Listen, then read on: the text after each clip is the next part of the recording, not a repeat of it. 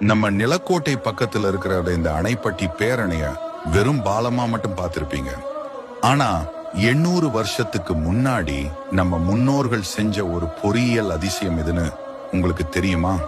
13ஆம் நூற்றாண்டுல பாண்டிய மன்னர்கள் இந்த வைகை ஆற்றோட திசையை மாத்த முதல்ல இங்கதான் கல்லணை கட்டுனாங்க.